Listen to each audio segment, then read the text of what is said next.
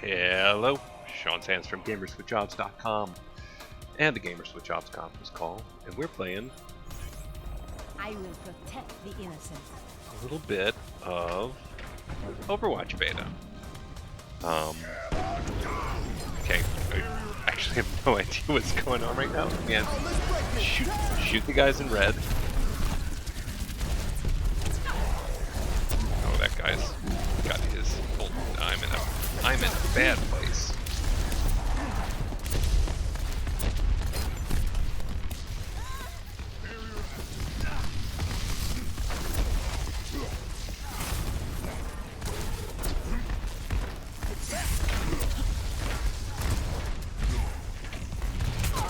I realize this is the part where I'm supposed to be telling you stuff that's happening on screen. Oop. Please don't.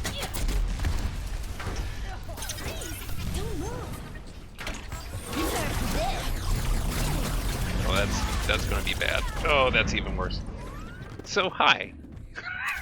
Welcome to the world of Overwatch.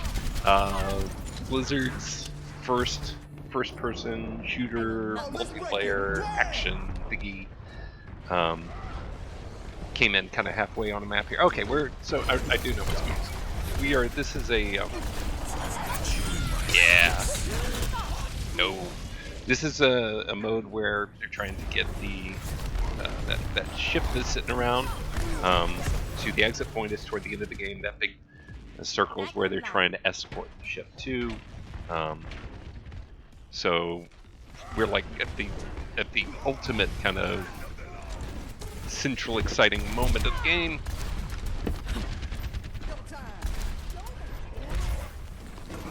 And we are trying to prevent them from making any progress. I'm gonna see if I can. Nope, we can't. This is right. Oof. Nope. Aha, now you have to watch over here. Nope, you moved. That's Bastion, one of my least favorite characters to have to play against. Oh, delicious. Because you can essentially hunker down. It was at this point in the recording of this video where for some reason my mic cut out and didn't come back. So welcome to my review of my play of Overwatch. By the way, I love the ultimate on this character, Pharah, right there, where you just sort of jump up in the air, and you don't have to jump, you can do it from the ground too. You sort of freeze in place and unleash this, I don't know, like Robotech style level of just devastation onto the battlefield. Very cool. This guy was the guy I was actually talking about here, Bastion. Can transform into a lot of different things, but my least favorite, as we will see in an upcoming game, is when they transform into this sort of stationary, entrenched minigun. They become sort of a human-controlled, like, turret, and with a shield in front of them. So you can't, like, just fire at them once they're in place. I mean, you can, but you'll have to wait till their shield's broken to actually mess them up. You have to get in behind them, and if you have somebody who's pretty good at the game, they know all the angles. They know just the place to get where it's really hard to get behind them. I don't know how to feel about this. This is how, so when the games are over, instead of coming up with, like your traditional, here's how everybody ranked on their team and how everybody fared, it kind of shows you who did well overall. It gives a few people, like this person had a huge kill streak, or this person healed a bunch, but you really only see your stats at the end. And they're hidden from you a lot of times in the game as well. There's been some debate on this recently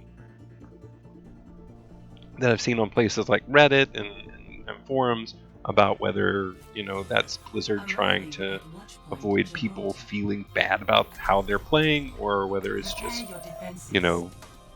a new way of sort of interpreting value. You can see down here I'm showing you there are a ton of characters in this game, like just a ton. There's offense, defense, there's support characters, and I love how different they all are. I've only played, I haven't played a ton of games so far, so Maybe over time they'll sort of feel like there are patterns to them. But so far, every character I've tried feels just completely independent from any other. None of them just work the same way. They all have their own special abilities, their own sort of fire mechanics or support mechanics, their own ultimates. They all looked at, another. Yeah, good job, guys. Yeah, good job. You did it. I remember listening to the animators of The Simpsons one time.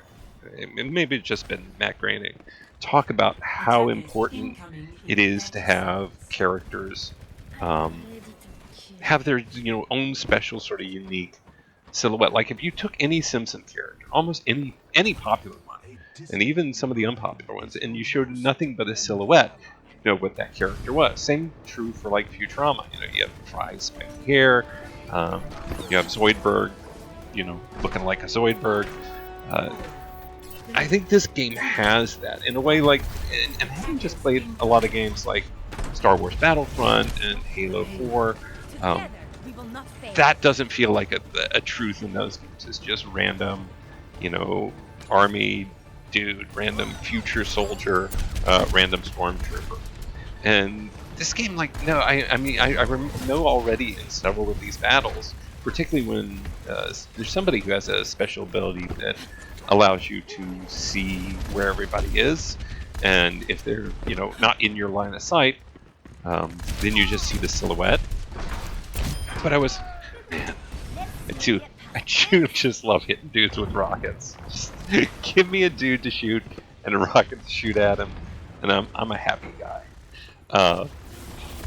But like this guy, I know this guy immediately by his silhouette. He's the guy who throws, who has a shotgun, and he kind of catches you with a big iron hook and throws you to him, a very Diablo sort of style thing. The character I'm playing as, has that sort of flight suit looking thing. Tracer, who we'll see later, just like you don't have to spend a lot of time trying to figure out who you're fighting against, and I think that's why it's so important, because when you're playing this, particularly as I suspect as you get further along in familiarity with the game, knowing who you're shooting at and what their kinds of abilities are is going to directly impact how you engage with them. I take a very different approach to fighting somebody like Tracer, who, whenever she hits the... Man, I really wanted to get that kill. Whenever she hits the shift key, she sort of zaps forward, sort of teleports right there, just like that. And so when I'm thinking about that, I'm thinking about how far I have to lead the rockets. TF2 does a great job of this too, I think. There's so much about this game that is directly tied into TF2 and borrows heavily from. But when the guy you're looking at is a sniper or a soldier or a heavy. I mean, you don't have to spend a lot of time, and that's information that definitely changes how you approach the conflict with them. Okay, so I just activated my ultimate there. Got nothing. Oh, here it is. See how you can see all the silhouettes. Like I know what to expect from the enemies now. Which is just really helpful. I like it a lot. I know a lot of people aren't a fan of kill cams after death. Like, just it feels a little insulting, but I always dig it. Particularly in this game where, it's not an insta respawn, which I notice like games like Call of Duty, particular in Battlefield or Battlefront, both sort of take on that very fast respawn model. Where you're dead and it's like 2 seconds at the most before you get back in the game. Oh, come on! Oof. I'm cheering myself along. You can do it, Sean. In fact, I didn't remember if I got that one or if it turned out embarrassing. There's this room right here. The vehicle they're escorting is not going to make a lot of progress from here for a little while. So this room I'm hanging out in is about to get trapped to heck. It's going to just become a death trap.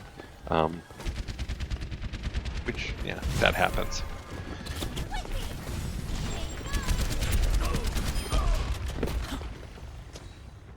So the game feels super smooth. I mean, the controls feel really, really, I don't know, it like they just feel right. There's a silkiness to the controls that I like, and particularly some of the, part of it is it's mouse and keyboard, which I just fundamentally much prefer, as opposed to as opposed to a controller. I do think there's a, oh, this is bad. No, look away! Don't, nope. Yeah, that was where I blew myself up with a rocket. I love that the kill cam is from my own perspective. God, I don't even remember what I was saying like now. Something insightful. Let's just assume it was really, really insightful.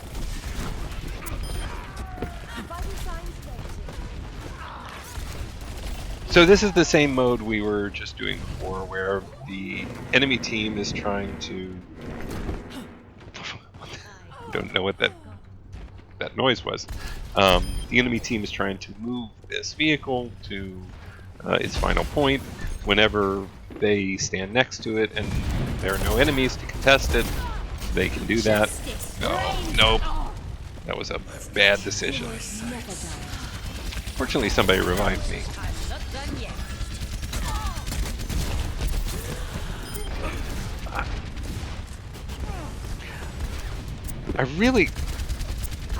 I like splash damage. I mean, I think there are several characters in this game, like I think like McCree or McKee or something like that.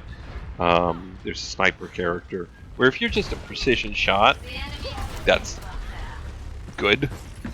I am not a precision shot, and so having a character like this that I can kind of just let me get close and I'll help.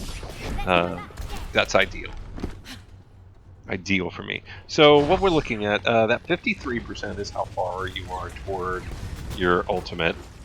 You get progress on that by doing damage like there, 50 to 61, or being hit. And that thing that I'm doing where I'm just unleashing a metric ton of missiles. Oh, yeah, this place is a death trap now.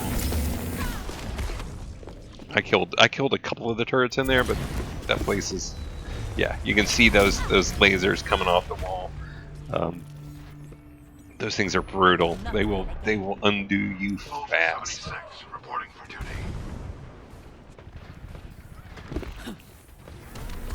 I was pretty excited to get. I mean, even though I'm assuming it's just the beta weekend, and that in a few days. I won't have access anymore, but I've been dying to play this game. Okay. Tried. I have a teleporter. Oh, here's Tracer. Inevitably, I get just that is my nemesis character. It's the worst for big, slow, missile-based character like mine. Okay, that thing I just fired there, my E button, is it's like a pulse grenade. I don't know what else to call it. It doesn't do damage, but it does knock enemies back. So I should be using that a lot more often when. Oh, see that? Look at all those lasers, and I'm just like, I can't get in there fast enough. Oof. So many lasers.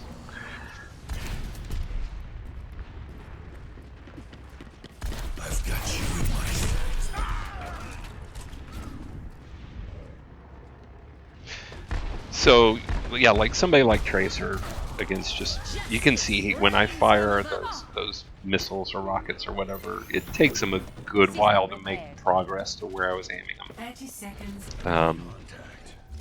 So yeah, so a super fast character, yeah, like right there. There's no, unless she just has no idea you're around. There's no hitting her. Oof. That is not what I wanted to have to reload. Had him all lined up. Woo.